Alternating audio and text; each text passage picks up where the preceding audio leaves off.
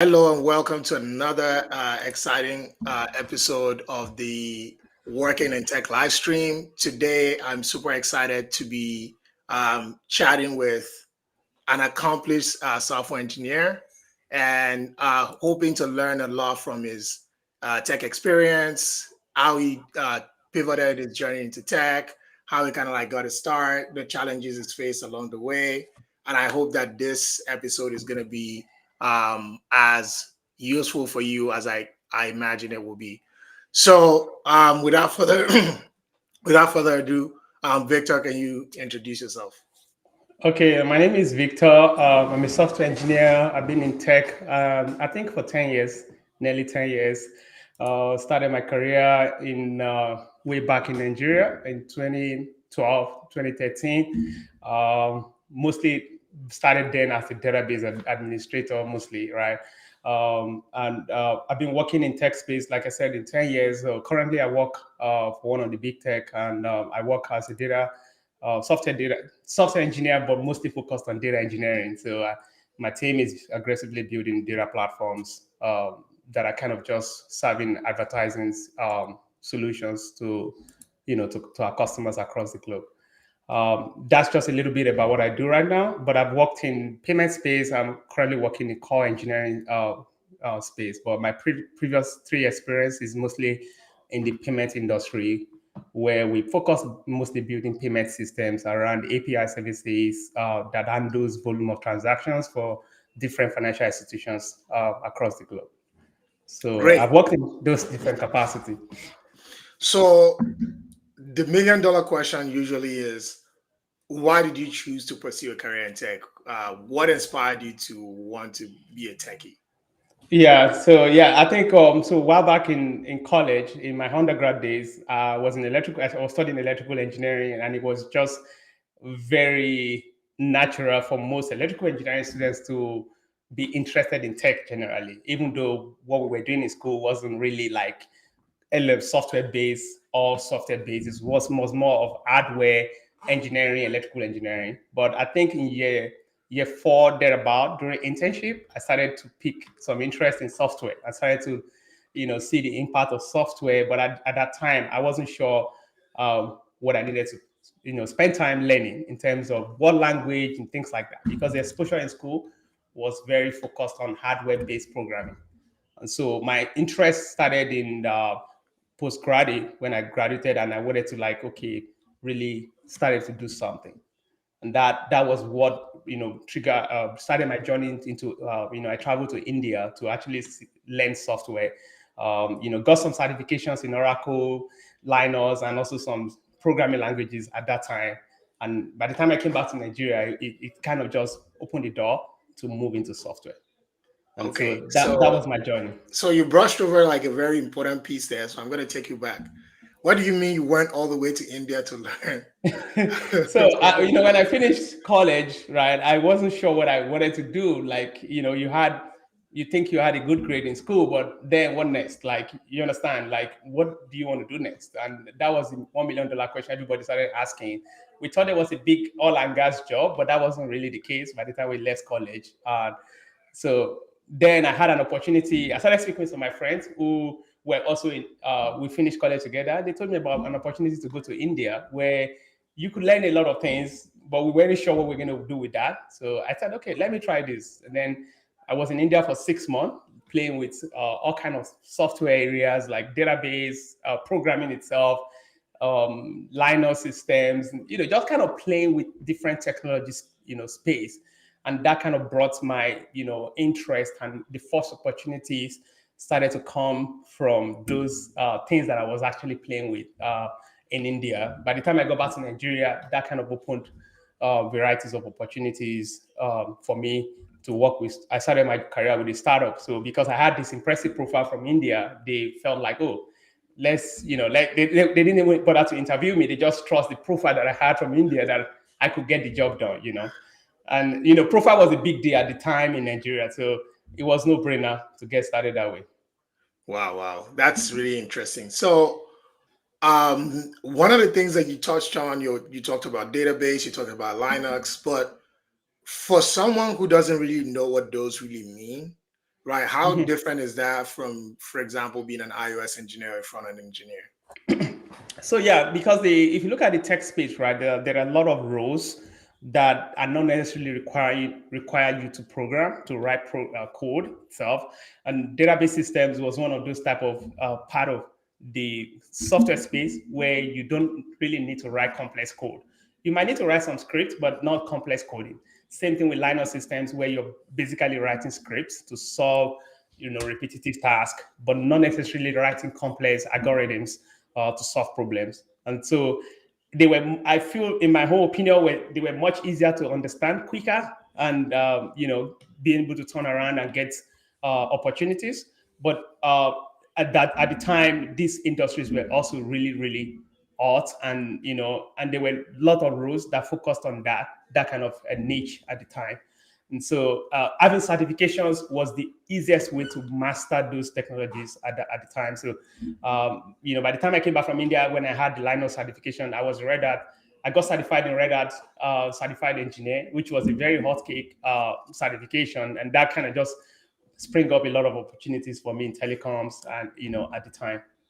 So again, just to kind of like drill down a little bit more there. So in terms of like the software development ecosystem, so we understand that the front end engineers basically are the ones that build the UI, make that look nice.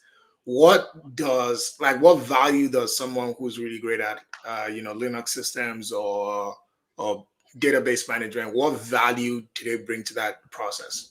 So today, a typical Linux professional who is extremely good with Linux would be very it will be fit in a role called SRE or DevOps, because these roles are essentially solving problems around automations, solving problems around repetitive engineering tasks. So that could be engineering deployment, production support, having experience in Linux. Even software engineers also, we extensively use Linux to solve those kind of problems. If you're doing things around infrastructure automations, there's a lot of heavy usage of Linux commands. There's really not much heavy focus today for software engineers to really know Linux, because those roles have been separated into SRE, database systems. But there's a huge market also there for people who are interested in becoming SRE, database management systems, or DevOps engineering, actually, because that actually extensively use Linux to solve everyday automation problems. But of course, there are also things that have been built out of Linux, things like Ansible, Terraforms, and all of these infrastructure automation tools that are used to be done by purely Linux systems. Now we have tools that are now building those kind of automations, which is part of all of that kind of what we call infrastructure automations. There are huge amount of roles and opportunities also in those space.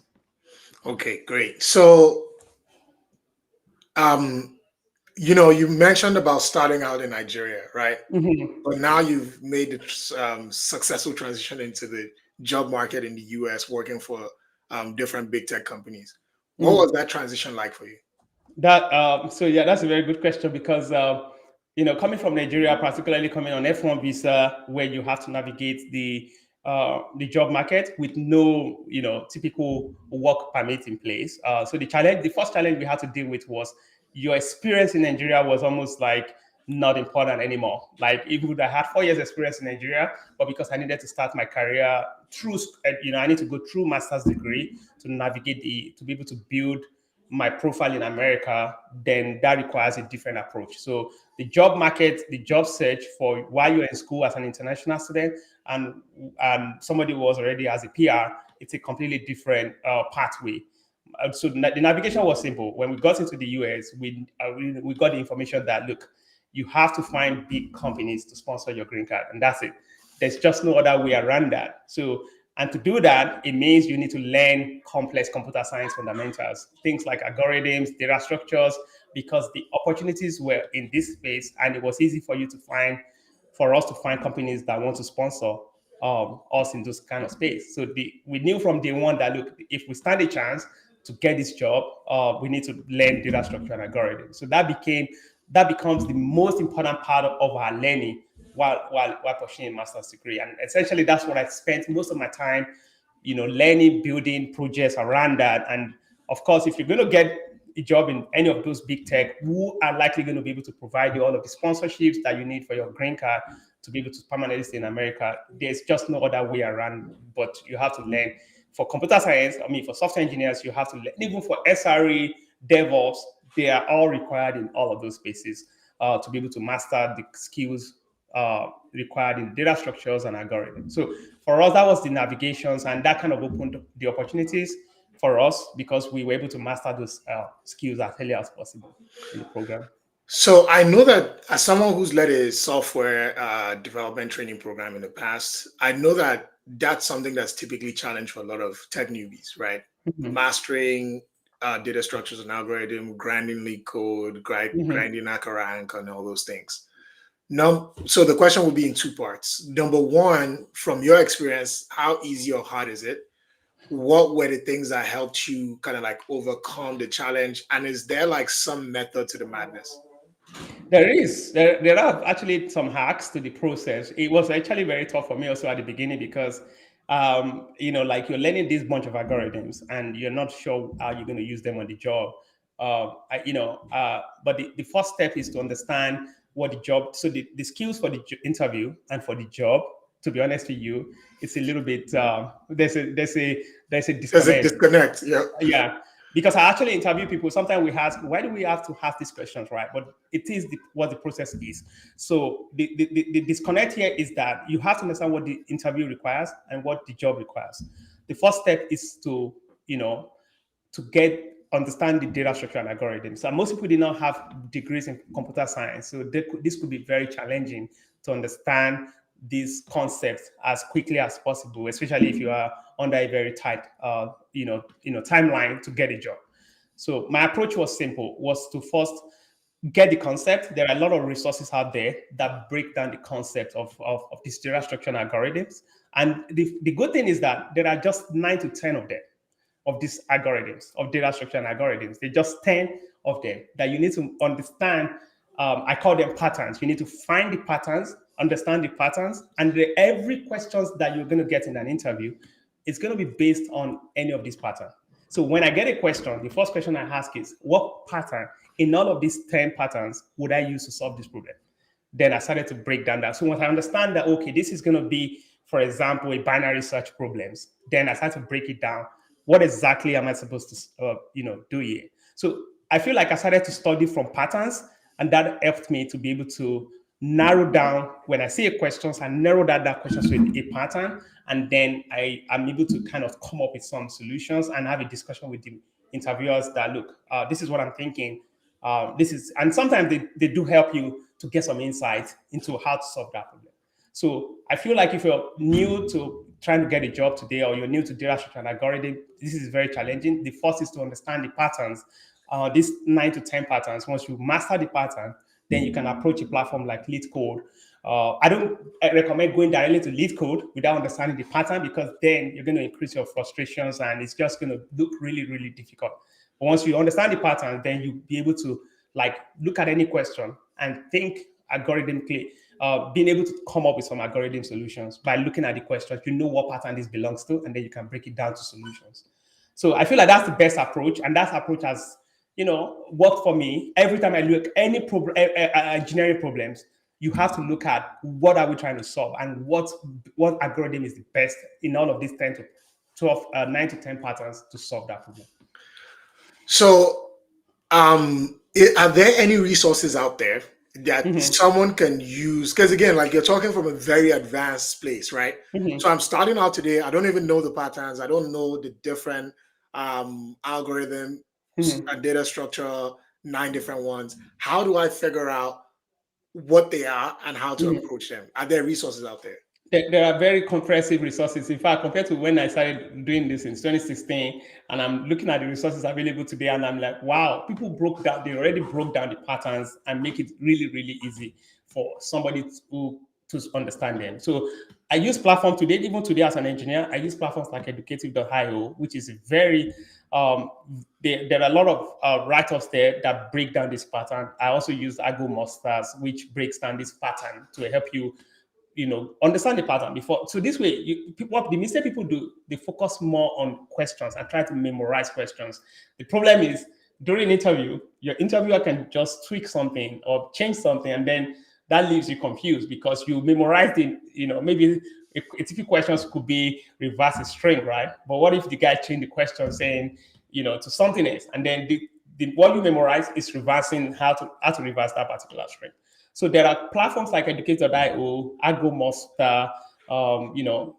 These are the ones I really kind of trust, that they are well written up. They don't take so much of my time to understand the patterns. And of course, if you look at Udemy, there are also people who like to learn with videos. There are a bunch of people who've created really nice videos to teach these patterns and solve a couple of problems with them. But these are majorly my go-to resource today. Will always be Educated.io, Monster, to actually really understand these patterns if I need to have interviews, within a couple of weeks. And I still do that today because sometimes, like I said, many of these algorithm problems are not applicable on the job. You hardly find. I've reviewed, a lot of code base, and most of these algorithms, you likely will not find the use cases that have been asked in an interview. Sometimes we joke with that in the office, like, are you going to, when last did you reverse it? Yeah, I need to, reverse a linked list or something really, like typical questions that we have in an interview, like, when last did you do that? Nobody does that, That's interesting. Mm-hmm. So again, as you mentioned, the things that you need to be successful in an interview might be slightly different from the things that you need to be successful on the job. So on that same note, how was that job application process for you? Because I know that you were specifically targeting big tech companies. Mm-hmm. And I know that that's a tough place to get into as somebody coming straight out of college. How did you manage that? Yeah, that was very stressful for me because at the time I was also learning algorithm fresh. I also had immigration challenge, so I had something that I need to learn, and also have limited companies to apply to. So I remember I flew in for Microsoft final interview, and I was writing the code on the board, and I'm like, oh man, because I memorized some questions, and luckily one of them came up, but the guy changed something, and I messed that up. So the application process for why you are on immigration, looking for immigration visa, it's very different for when you already kind of have some experience and you have some of those immigration process sort out. At the early stage, the approach was simple. We go to conferences, which conferences like Afrotech has this bunch of companies that are looking for whether you are immigrant or not immigrant. They don't even care. They just care that you can write code. And so that offered a lot of opportunities, not just big tech, but also relatively big size company that actually provides sponsorship. So that kind of, I didn't start with any of those big tech because I couldn't even pass Microsoft and Google. I was getting to final stages. I was failing there because I haven't really mastered the algorithms at the time. So I got into Visa. Luckily, Visa is also a very solid company, right? But luckily, I got in. I was able to crack the interviews, right? But then I wanted to work in big tech, right? Because I just wanted that profile. I wanted that prestige to come in because I believe I work on interesting projects. So I needed to master the patterns that I required to pass those interviews. So, of course, like I said, I followed the approach, understand the patterns. Even while I was on the job in Visa, after a couple of 2 years or 3 years, I wanted to be able to crack, some of those questions. And then, of course, the approach is simple. Just wait. If you're a foreigner in a school today, the best approach is to go to conferences and get interviews. If you are already kind of settled, you have some experience, I think it's relatively much easier because LinkedIn, for example, today I get most of my job through LinkedIn. Most of the recruiters that reach out to me are mostly on LinkedIn because, of course, there are some profiles and there are some experience already on your profile that they are interested in seeing. So it'd be much easier when you have some experience and you also have you don't have limitations around immigration and things like that. Okay, so that's a very interesting one because one of the things I like to do is deconstruct success, right? So you successfully navigate after so many failures with Microsoft, Google, etc. You successfully navigated Visa. Correct. What was that experience like for you? Like from the time like the recruiter contacted you to you kind of like getting that offer letter and beyond? That was, I actually met Visa at the conference. There's a conference called National Society of Black Engineers. I was there. Okay. Yeah, I did my interviews there, did a bunch of follow-up interviews. And then, of course, the hiring manager reached out saying, look, we want you to come on board and Of course, it was impressive. It wasn't where I wanted directly at that time, but it provided the opportunities to be where I am now. So the process was, fairly fast because, like I said, when you're hired through these conferences, they have intentions to quickly close the entire loop as quickly as possible.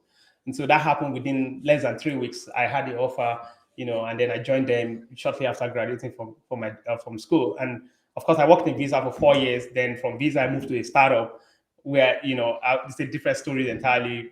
Being able to go from a relatively sized company like Visa to a startup, startup has its own aggression and different, scope of how things are done. If we have more time, I can talk more about those, those kind of environment also.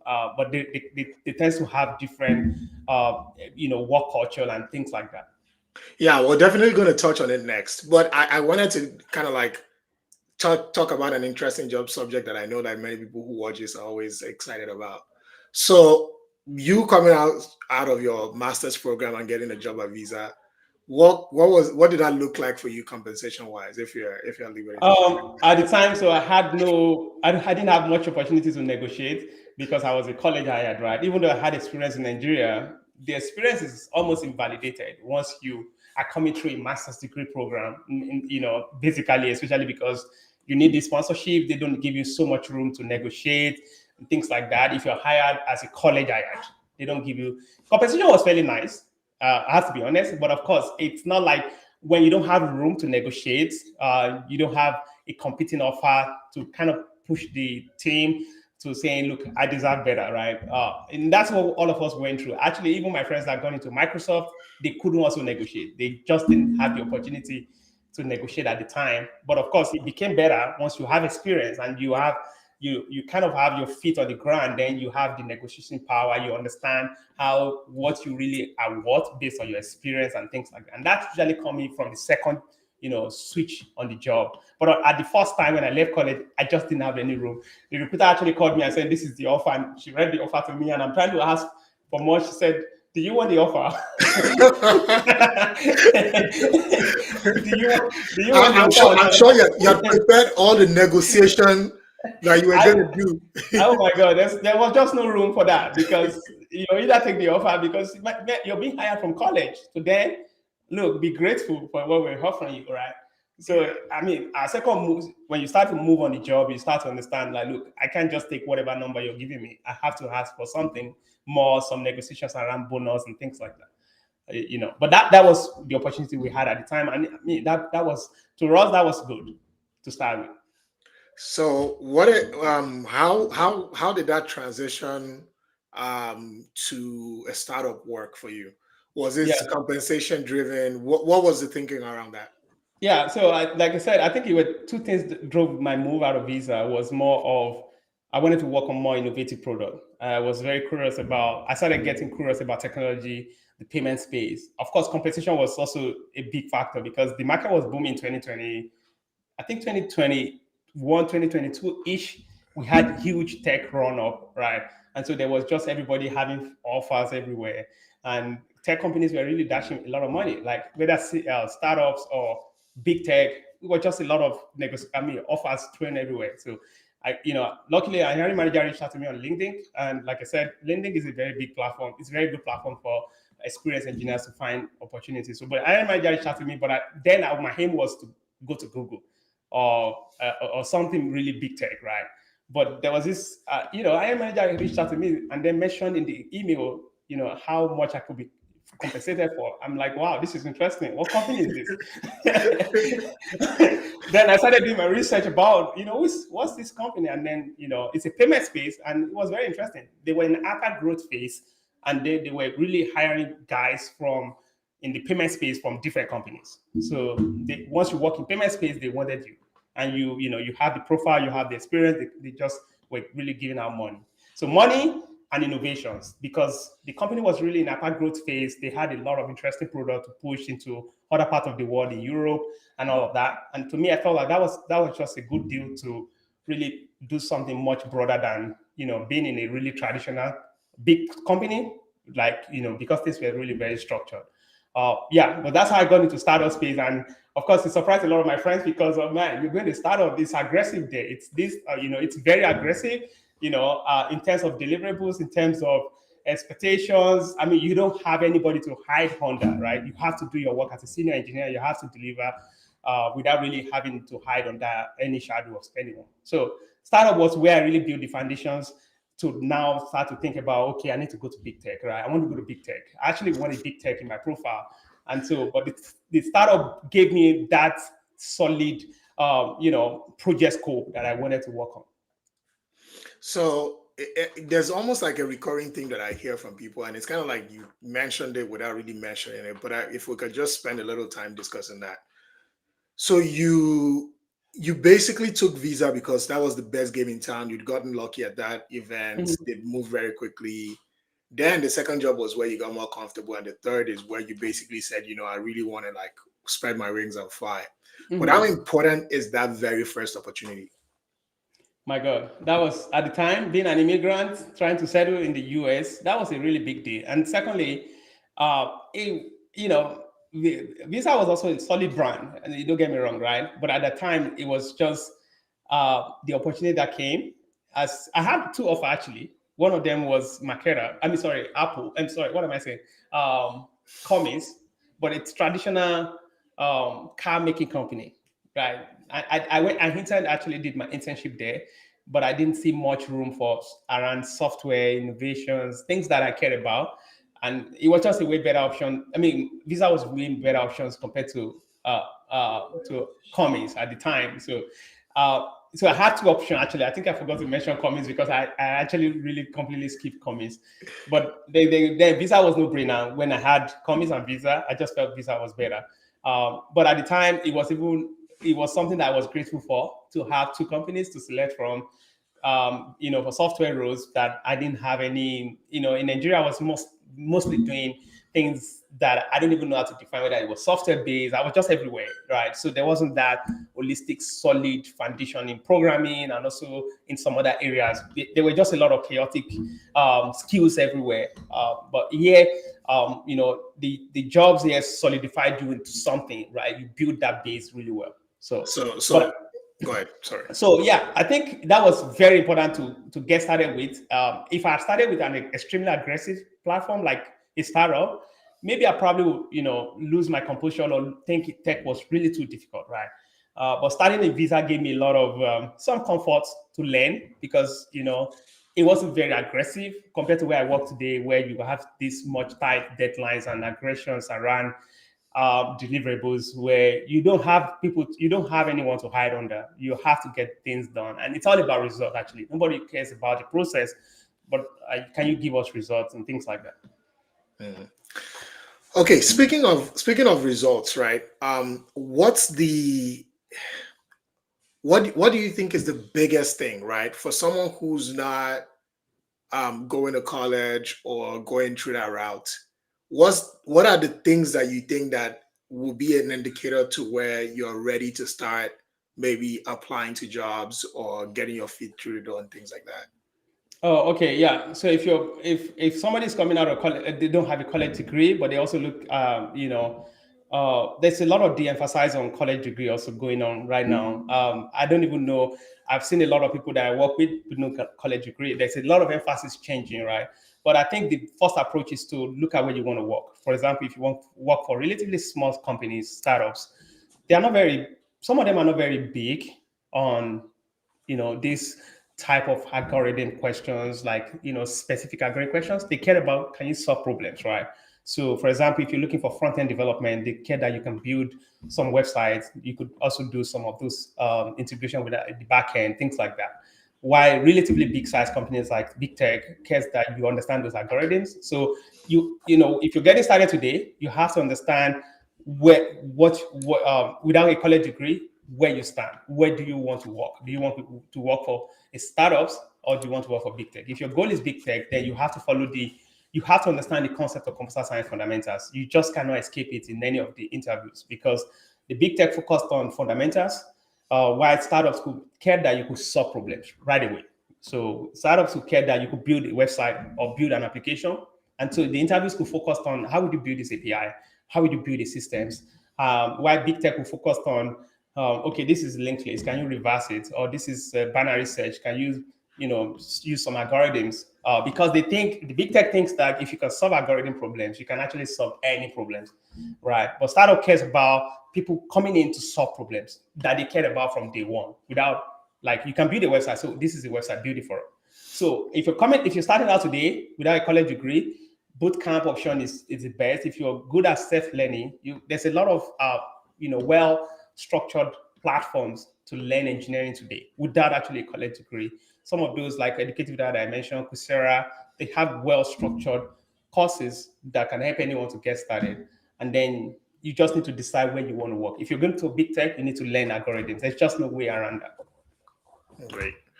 So for someone in your role, right, what is the typical earning potential? Early career, mid-career, and then kind of like maybe Okay. director level. Okay, that's a very, so compensation is one of the complicated topics that we find difficult to discuss. So there are three things that makes compensations. There's a base, there is also bonus, and there's a sign-on bonus, and there is equity. So if you're going to big tech today, the data is well documented on the internet. Like platforms like level.fy can show you what the compensation looks like for a senior entry. But there's also factors of locations that drives how much compensations you can have. Mostly 15% in base difference in most locations. So for example, if you're in San Francisco and Austin probably will get 15% less in base, but the equity will be the same. And like I said, there's actually no one figure. The range for example, for my level today, it's so wild that when you see the numbers, it's just intentionally wide. So you have to negotiate and know the upper band, the lower band of the level you're interviewing for. For startups, it could be tricky because a startup might not have equity that are that are ready, kind of that you can sell today, right? So you have to think about that when you're taking a startup offer and making sure that you don't have you just have what we call equity that you actually sell, right? So I wouldn't give a specific figure because it varies based on companies, based on the data, but all of those data you can find on level.fy, and it's actually very close to the real numbers, to be honest. I actually use this data myself to understand what to negotiate for, what I was negotiating. They are all well documented on the internet. So it's broad, it's a very wide range of data for both entry, middle, and even more above middle. So I'm sorry to put you on the spot, but I think Hmm. you have to be a bit more specific than that. And again, like it's not very scientific, right? Okay. The No, goal isn't to be very if you're a typical senior today, no, let's junior. just Let's say start from junior. So that if somebody you're who's entry level in your role, what would they typically expect to if, make? if we're looking at, based on what I've seen, if you're starting today entry, we're looking at, if you are in big tech, we're looking at maybe a lower band of 140, 130K base. So it could go as high as 180, depending. And then there will be equity options, and there will be bonus, depending, right? But the bonus also, companies like Amazon could offer you, some very unusual big bonus because which will be paid on a monthly basis until 2 years, right? For senior, dates could go for as high as 150 to also as high as 200 above for base range. It could be well above to 235 in some company. And equity mostly maybe around 40 to above 100. That's what I said. It's a wide range Yeah. of so many factors. There's factors like how did you do in your interview? We're going to put you in a lower band of senior or upper band of senior. Are we going to put you in the upper band of junior so that way you come in, you settle in for a year, and then we can consider you for senior? But the salary for the upper band of junior is different from somebody with the lower band of junior. Or you start to know this when you start negotiating that there's a lot of lowballing around this range, but it varies that way. But the equity, so for example, like I talked about equity, the bonus also is where you could do a lot of negotiations, right? People actually, I have a friend who recently, I think a year ago, took an Amazon offer. The bonus was as high as 230K, and it was a senior. Wow. $230,000 for 2 years, right? If you had that together, right? So that's huge bonus. If you do that for 2 years, I mean, you could actually leave the job and do something else after 2 years, right? So, but then somebody else could be getting way lower than that if you don't negotiate well, or they are trying to lowball you, or you don't have a competing offer.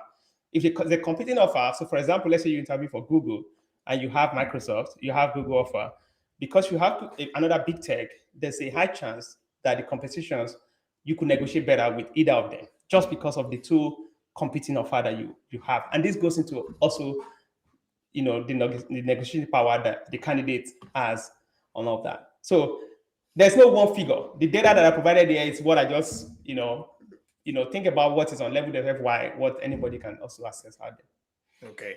So giving like all these different compensation ranges that we talk about, of course, I like even the nuance that you provide around junior, senior, junior, senior type things, Yeah, right? boundaries.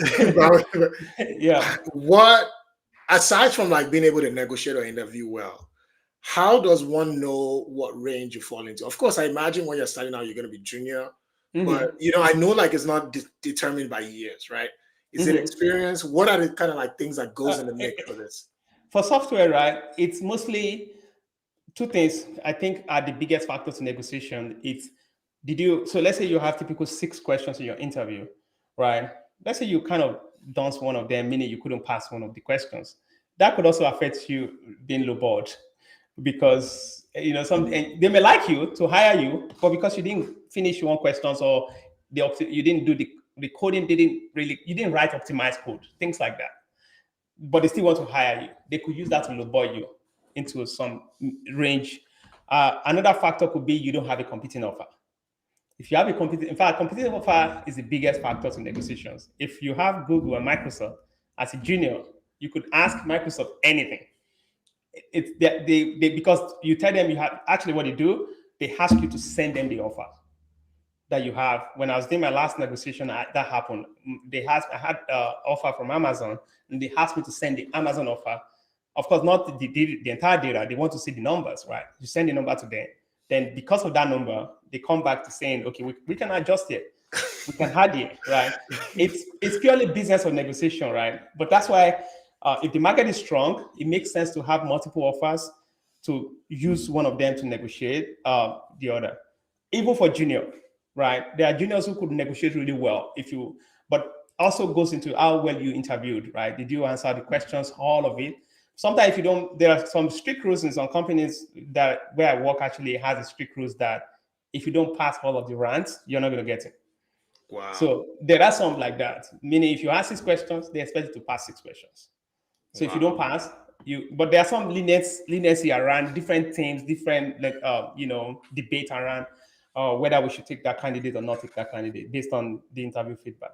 But this also go into negotiations of what you're being offered. Okay. Well, we're gonna start taking questions very very soon, but gonna kind of like finish up on 2 different questions here. So the first one is that how important are certifications and courses in your field? Oh, very, yeah. So I feel like there's a lot of emphasis, a lot of not so much attention to certifications, particularly if you're experienced. I think it could help at the beginning of your career to have. I don't even know any certification in my space, to be honest, because right now I'm working on data engineering platforms, and there's actually really no, in all of the interviews we've been doing or anywhere, there's no requirement for any certifications. But at the early stages, it could help to learn the skills. But there should be less focus on, oh, I have the certification, then you have the skills. You have to build projects with the skills you've acquired. So if you've acquired certain skills, you need to build projects, because the interview is going to ask you, tell me about your project, tell me how you solve problems.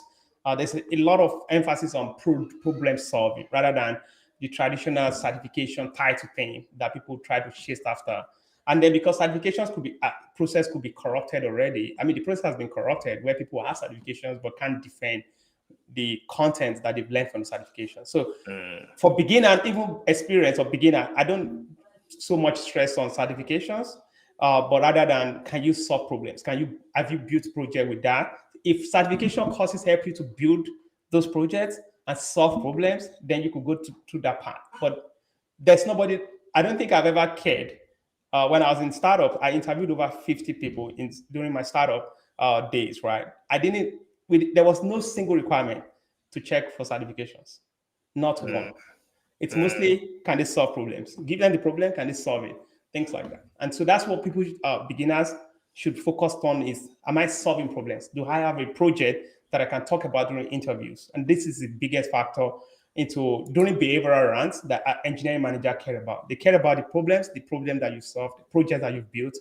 And I don't think there's so much emphasis on certifications lately, in the space right now. Okay, so again, if you have any questions, please drop them in the comments. This is the final question for you. Mhm. So, looking back on your career so far, right, since that started, what's the biggest or most valuable lesson that you would say you've learned in your career so far? Most valuable lessons is that I would say, number one, I would say know when to leave when you are not feeling satisfied on the job. I feel like this is one of the biggest challenge I had in my first job, trying to move, even while I was still on H1B. I had the fear of moving, but I was also not completely satisfied with the growth at the time, but it forced me to take a risk to assess the growth that I wanted. And so being able to, I feel like that's the biggest lessons I've learned is to be able to do critical assessment of where you are in your current positions and determine whether you are doing well, or are you growing in the direction that you want to see your career, or do you need to pursue other opportunity. Sometimes people become extremely loyal to a job that they find it difficult to decide to make those kind of moves. But we want us to be able to determine that and ask yourself whether you're going in the right directions. If you stay too long on a job that doesn't grow you, doesn't impact your career, doesn't foster new skills, new development, with time you're going to either gradually kind of become really, let me call the word bad engineer in a way, like you can't even compete anymore. So I feel like being able to do that was one of my biggest, one of the takeaways, that being able to not look at what I'm going to, face next, but actually take those kind of move into the next level. That's really great. So, first question, audience question that we have is, how do you answer questions that you're not sure of during technical interviews? So number one is to be honest as much as possible. And I also tell people don't try to cheat, because we've got many people trying to cheat during interviews, trying to Google. Most of the time, the interviewers knows when you're trying to be funny. I have actually seen that happen many times. But if you don't know your questions, but you have, let's say you interview for a software engineering role, right? And they're asking you a problem, right? If you have an idea, express your thoughts, right?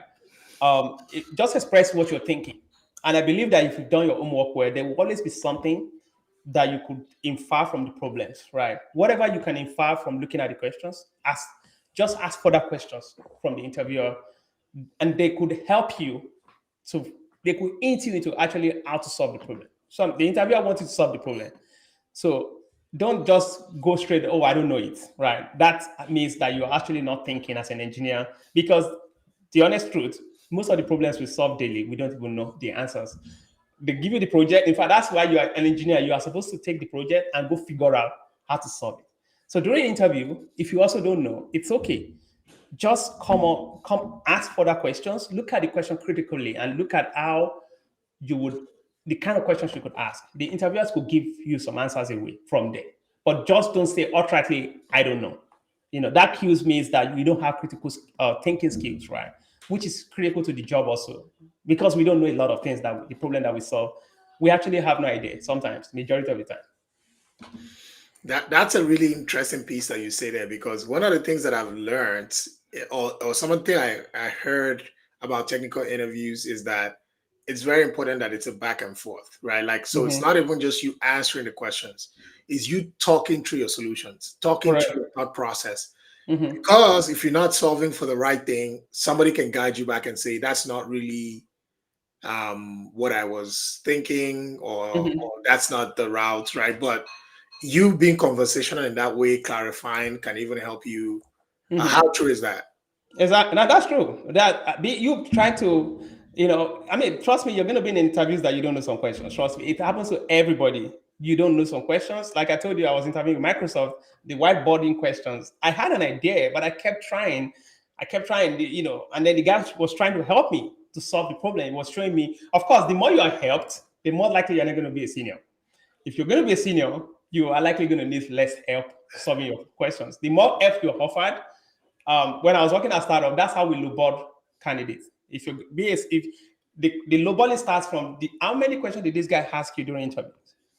Did he ask too much questions around the problems? How much help did you offer him? If you offer too much help, we're not going to give you a senior because it means you can't solve problem on your own yet. So we want people that can solve problem on their own. But it's okay to ask questions and so that way you could provide some logical thinking to the problems. Okay, and someone asked, Trey actually asked, does your job give you time for work-life balance? I would say early days when I was on my, like I said, I had a really amazing work-life balance. Today, I work in a very interesting space, to be honest. And sometimes I don't know. I think work-life balance it's a mirage. I mean, people want it, right? I mean, it's okay to have a job that allows you to balance things and support family, but also what I think what I think people want today is to coast on the job without really doing so much. But if you're going to build impactful products or build products that will change the scope of things, right? Really large scale product, you're going to have some stress, and that's just part of engineering. So today, I wouldn't say I have an amazing work-life balance, but I love what I do. I love the impact and the kind of product that I'm involved with, and that comes with some stress. And that's just what it is, right? And but then I wouldn't like say I don't have work-life balance. What I have right now is being able to manage my time appropriately and deliver on what I'm committed to deliver, so that way I can what I think one of the problems that we also have today in the space is distractions on the job.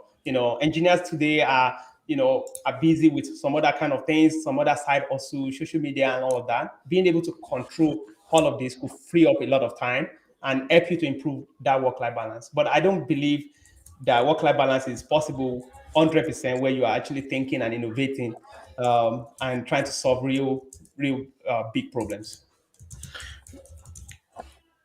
Great. I actually missed. That's my view, though. I actually missed. No. That's a great answer, right? Yeah. I actually missed the question because it kind of like blended in with the stream logo.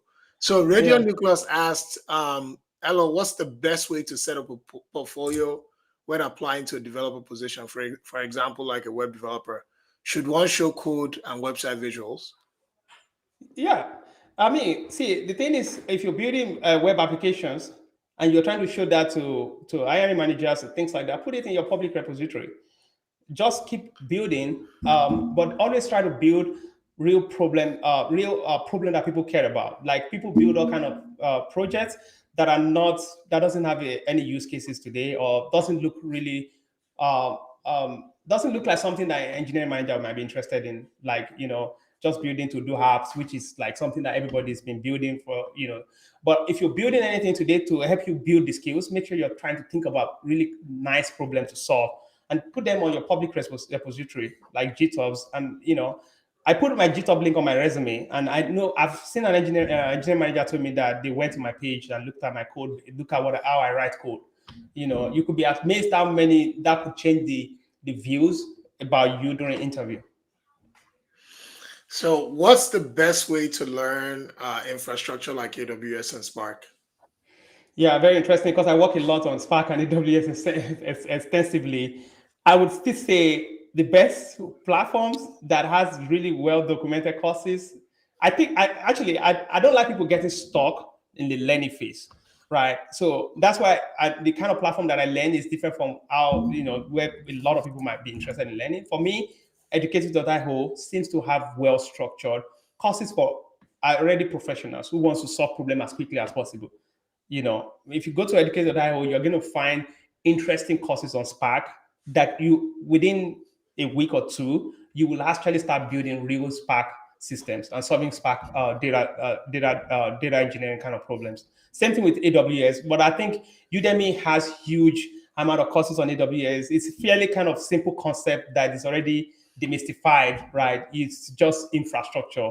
And but the most important thing is that try to think about the problems you want to solve with these tools, right? That will change the way you are learning. So think about you. Are you trying to build data platforms that take data from multiple sources and feed that data into a dashboard or something for certain decision making? So that means you need infrastructures to do some part of it, which is AWS. Then you need to Spark or to process the data itself. So if you think about problem and then you can start doing your research, to know which is the best approach to solve those kind of problems. But educated.io, I think I'm marketing for educated.io here too much because it's a very interesting platform. I see a lot of people in my office there was a guy working on a project and he needed to learn Go language in like a week or two. He just bought a course. He just bought a course and learned Go language in less than 2 weeks. Wow. Because it's well structured out. Right? Well structured out. You're not wasting so much time on irrelevant information and things like that. But rather than solving the problem right away. That's really important. Yeah, you're welcome, Radio Nucleus. And then John asks, what's one mistake you've made in your career so far? Maybe one big mistake and the lesson you gained from it. Oh man, what would I say? I feel like during my startup phase, right? I had I kind of just I work with so the PM. I had a lot of power when I was working in startups. Like they hold so much power. They are like your manager without being your manager. And I just think I didn't have a good relationship with my PM. That's it. It was a PM that used to be a developer. It's been a developer for 15 years. And they are usually the most difficult PM to work with because they have a very strong understanding of how to build systems, right? And now they're on the other side where they're telling you what to build, right? So I feel like the mistake I made there was not understanding the relationship of being able to build that solid relationship with the PM, and that kind of brings a lot of conflict sometimes, right, around deliverables, around expectations with the PM, and of course being a powerful PM within the company, that could also affect you in so many ways in terms of the perception about the work you do.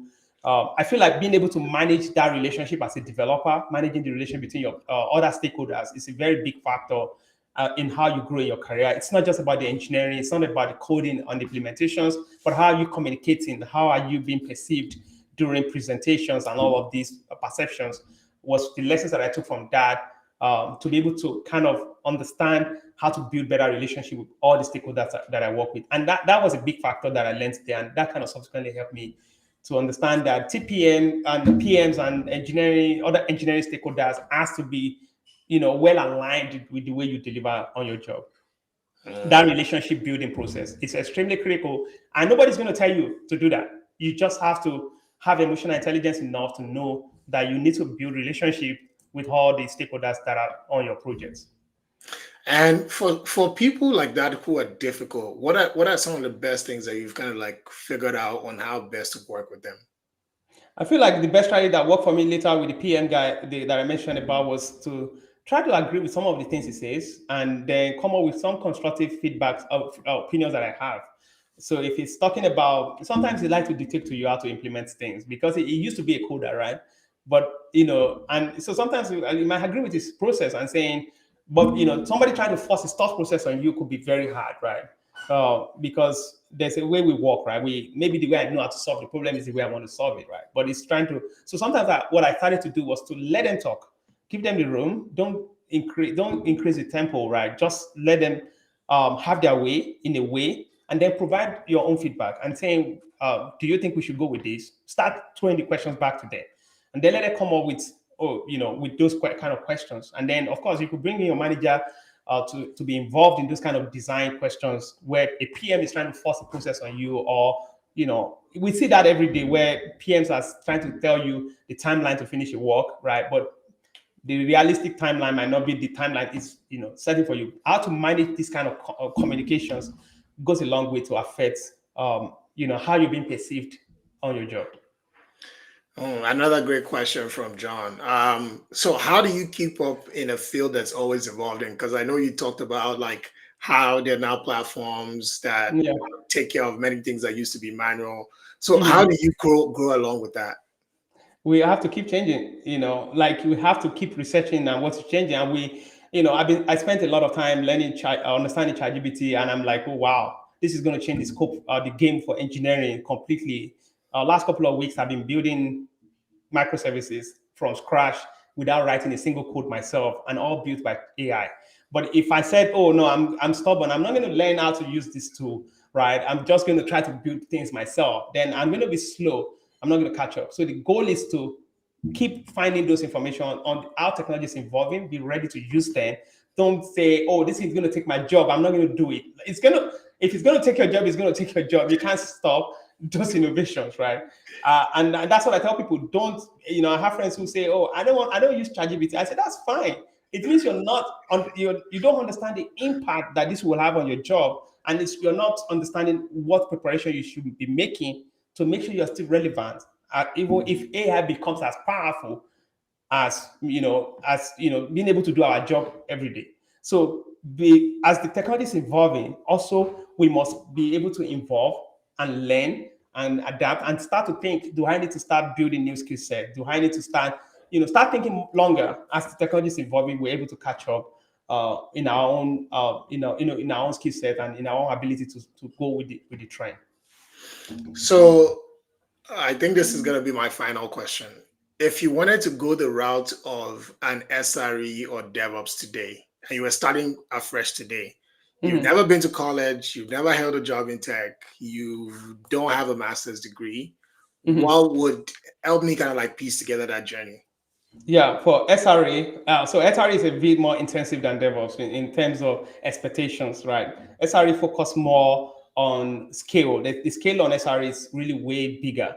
And then if you're going to interview for big tech today, for example, Facebook, which the title of their SRE jobs called production engineer, but it's actually SRE. You have to know Linux in and out, not just commands, but how Linux itself works internally. That's what we call Linux internal. You need to understand that in depth. So if you're starting out today, I would say that's your starting point. Understanding, you could spend months learning that. And in fact, if you have an interview with Facebook today, the recruiter is going to send you a bunch of resources that are just focused on this. It's extremely intensive area. So once you understand Linux internal, of course, you have to have programming skills. You can't escape programming in any of these roles, right? So you have to have one programming language of your choice, whether Python or Java, I don't really care. But one language of your choice that you could write to solve any basic engineering problems. If you have Linux taken care of fully well, right, you understand Linux really well, and you understand programming, you could solve basically every SRE problem. On the other hand, DevOps, there's a lot of toolings around DevOps, right? DevOps has more on, doing a lot around CI/CD, Kubernetes infrastructures, some of this infrastructure stuff, which is also kind of overlapping with SRE in some ways. SRE also might be doing some of this part, but SRE focus more on those kind of scale operations that DevOps might focus more on deployment, making sure. And so if you want to go into DevOps, I would say the best shot is making sure that you understand all the toolings like Kubernetes, AWS infrastructures, um, tools like infrastructure automations like Terraforms, Ansible, or Puppet. These are all infrastructure automation tools. And then if you have that and you understand your CI/CD pipeline, understand how to build automations, you're pretty much ready for DevOps jobs. And then you understand how to build the CI/CD toolings itself, like pipeline. Then of course you also need to have programming because the interviews is going to make sure you can code. Now, the expectations for software, SRE, DevOps, in terms of coding is different. But if you're going to still be a DevOps or SRE, they still have expectation that you know how to code. So coding is the common factor there, that goes across that.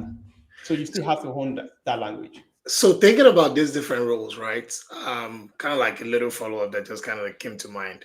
Mm. What's the most beginner-friendly way for someone to go into any of those careers? Is there like a better starting point that you can say, okay, since because it almost sounds like, for example, with DevOps, you describe you have to first understand programming. And after you understand that, you have to go learn the tools on the platforms Mm-hmm. and then all these other things. Is there a way to just kind of like start out basic? That's what you just described is the basic way. So take, for example, I recommend Python for DevOps or SRE. So let's say you master all of the things in Python, you know how to deal with any Python stuff, right? Then the next thing is to say, okay, what are the toolings you care about to automate your infrastructures, like Terraform, Ansible, Docker, all of these Kubernetes. Once you master them, then create a project. Every problem has to end up in project solve. You have to have a defined project, problems that you're trying to solve. This is how you, especially as a beginner, the hiring manager probably doesn't care that you know Terraform, but he cares that you about the problems you've solved. So when he's interviewing you, it's not likely going to ask you what is Terraform or something like that. It's too easy. It's still going to start asking you things like, tell me about I think my first interview one time with Apple way back in, when the guy asked me, have you written a playbook before? I said, yes. Tell me about the projects that you wrote a playbook for, which is a concept in Ansible where we write a playbook. A playbook is basically the instructions of things you want to, deploy with Ansible. So the guy did not ask me what is Ansible or what is a playbook. He just said, explain the playbook you wrote before for your project. And so that's why I tell people, emphasis is on the project. So when you master Python, master all of these toolings, then you need to start thinking, okay, I need to deploy a service, maybe an API.